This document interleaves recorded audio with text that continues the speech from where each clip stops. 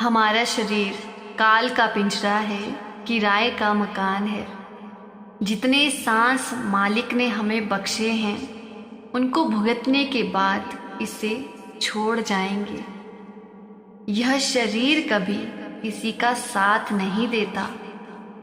बड़े बड़े राजा, महाराजा, बादशाह, सुल्तान, शासक, जिनसे दुनिया थर थर कांपती थी, आज उनकी कब्रों को हम किस तरह नफरत भरी नजर से देखते हैं।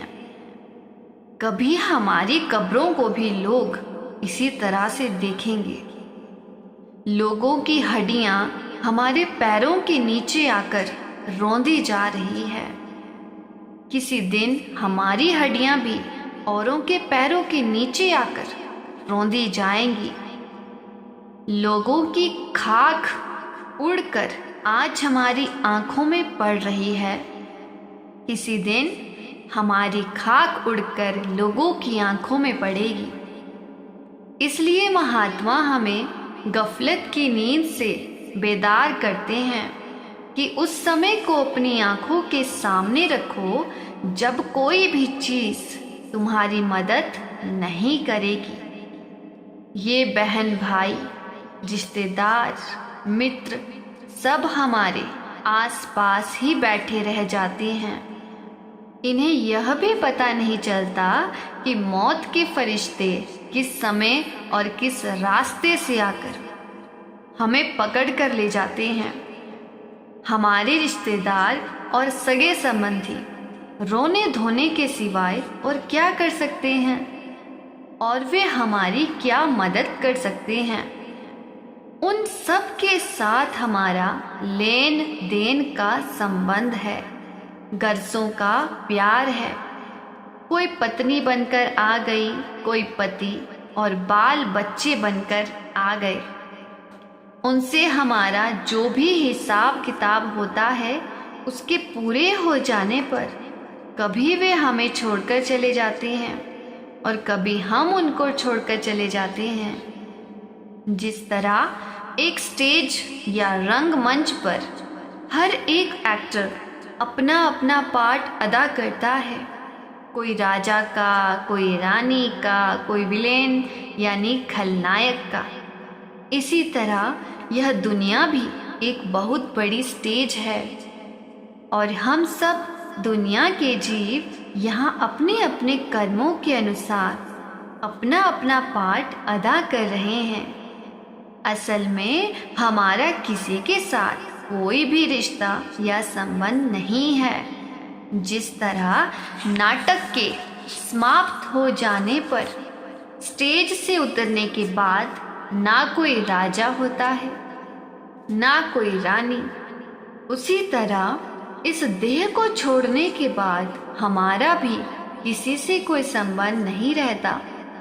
जिस समय किसी को मौत आती है, उसके रिश्तेदार रोते हैं, लेकिन जिस जगह जाकर वह फिर जन्म लेता है, वहाँ खुशियाँ मनाई जाती हैं। आत्मा पिछले रिश्तेदारों का गम करे या अगले रिश्तेदारों के साथ खुशी मनाए।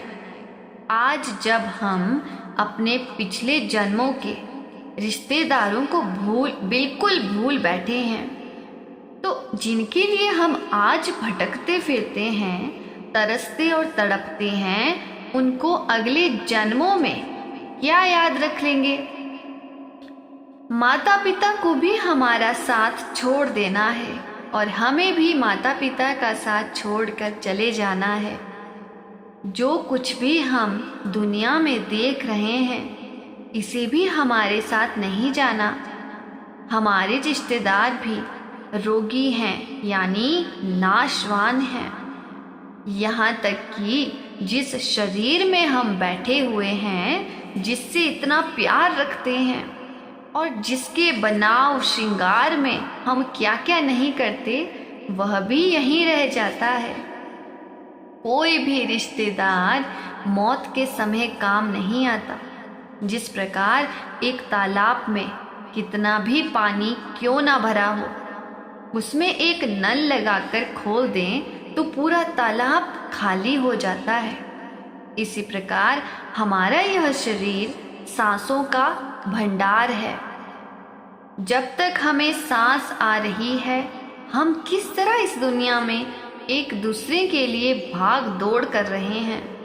दुनिया में अपने पेट के लिए और लोगों के लिए हम क्या नहीं करते, लेकिन हम उस समय को भूल जाते हैं जिस समय यह सांसों का भंडार समाप्त हो जाएगा। लोग हमारी मौत पर तार भेजेंगे और टेलीफोन करेंगे। सगे संबंधी इकट्ठे होकर इस शरीर को, जिससे हमें इतना प्यार था, या तो अग्नि के स्पुर्द कर देंगे या मिट्टी में दफना देंगे। स्वामी जी महाराज एक और अच्छे उदाहरण द्वारा समझाते हैं कि जब तक एक चमड़े की मशक में हवा भरी रहती है, वह पानी के ऊपर तैरती रहती है। हम भी उसका सहारा लेकर पानी पर तैरते हैं, लेकिन जब उस मशक से हवा निकल जाती है तो वह पानी की तह में बैठ जाती है और उसका सहारा लेता है। वह भी गोते खाने लग जाता है। इसी तरह जब तक हमारे शरीर के अंदर सांस आ रही है, इस दुनिया के कामकाज करते हैं और लोग भी हमारा आसरा लेकर अपना वक्त गुजार रहे हैं। लेकिन जब इस मशक यानी शरीर से हवा निकल जाती है तो यह शरीर भी बेकार हो जाता है, और जो इसका आसरा लेकर वक्त काट रहे हैं वे भी रोना पीटना शुरू कर देते हैं और घबरा जाते हैं। महात्माओं के समझाने का सिर्फ इतना ही मतलब है कि हम उस मौत के वक्त को अपनी आंखों के सामने रखें। उससे पहले पहले अपना रूहानी सफ़र तय कर लें और मंजिल मकसूद पर पहुंच जाएं। हमारे जो भी रिश्तेदार और यार दोस्त हैं, ये सब गर्जों के साथी हैं। इनके मोह या प्यार में फंसकर हम मालिक को भूले बैठे हैं।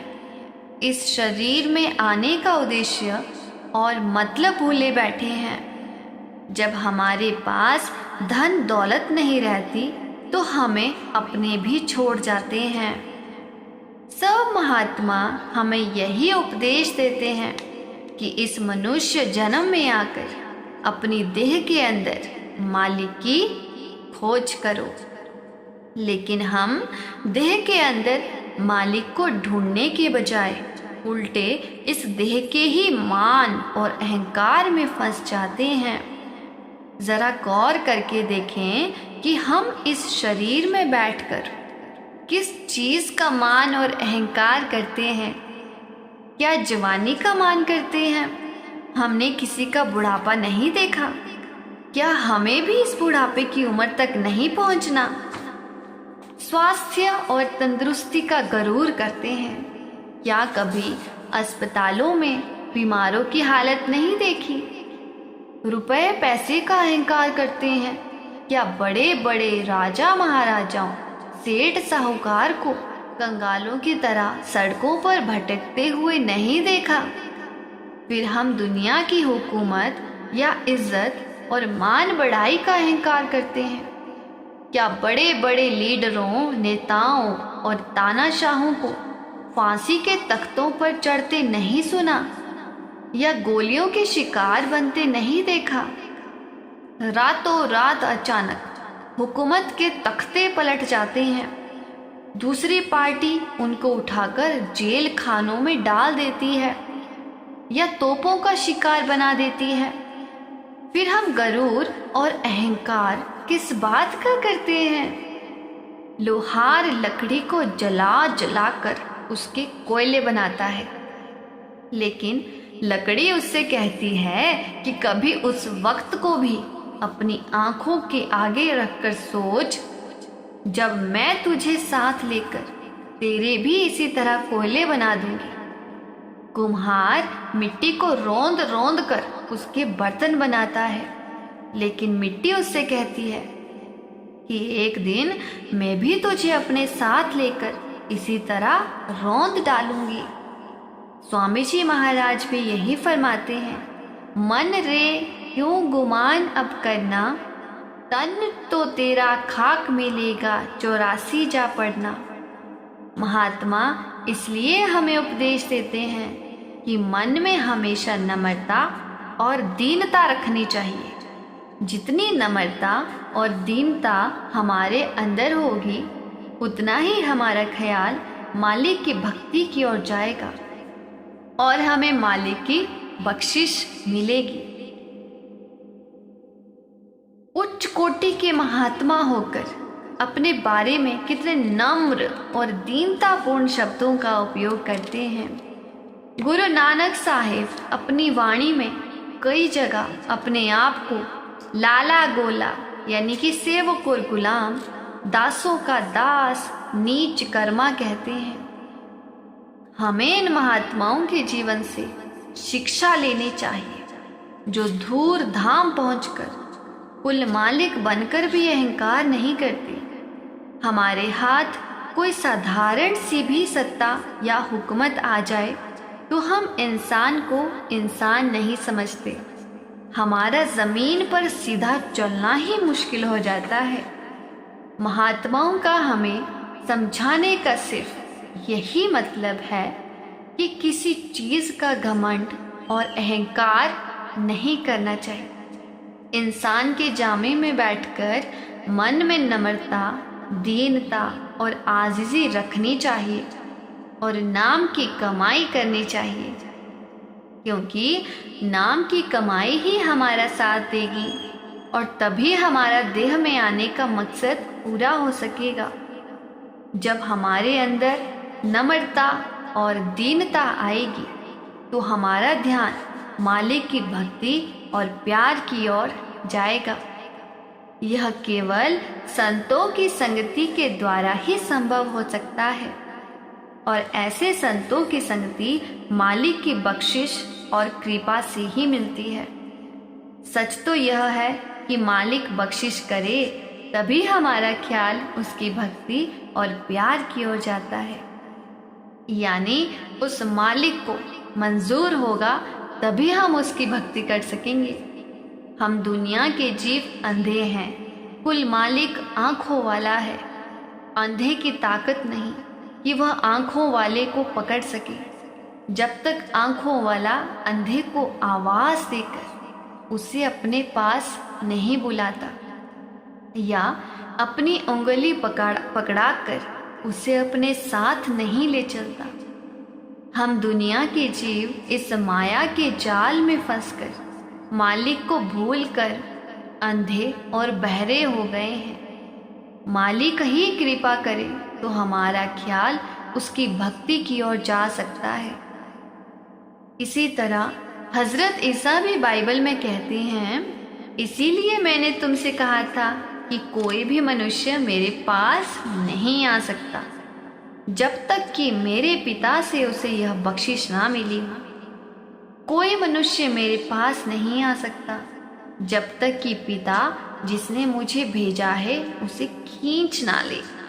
यानी जीव की कोई ताकत नहीं कि वह मालिक की ओर आए जब तक कि मालिक ही उस पर यह बख्शिश ना करे। हे परमात्मा, हम अपने कर्मों के कारण तुझसे बिछड़े हुए हैं। हमारे अपने वश में नहीं है कि तुझ तक पहुंच सके। तू ही हम पर दया मेहर और बख्शिश करे तो हम तुझ तक पहुंच सकते हैं। तो हमें भी चाहिए कि जो बाबा जी हमेशा सत्संग में फरमाते हैं कि हमेशा भक्ति करें। अगर हमें नामदान मिला है तो ज़रूर भजन सिमरन को समय दें। यह दुनियावी चीज़ें सब नाशवान हैं, इन्हें ख़त्म हो जाना है। ये कोई भी हमारा साथ नहीं दे सकती और ना कभी दे पाएगी। हमें सब कुछ यहीं पर ही छोड़कर एक दिन चले जाना है।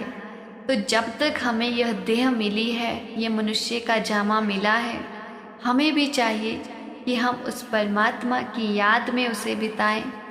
अपना मनुष्य जन्म उस परमात्मा की याद में बिताएं भजन सिमरन करें, प्रेम और प्यार फैलाएं।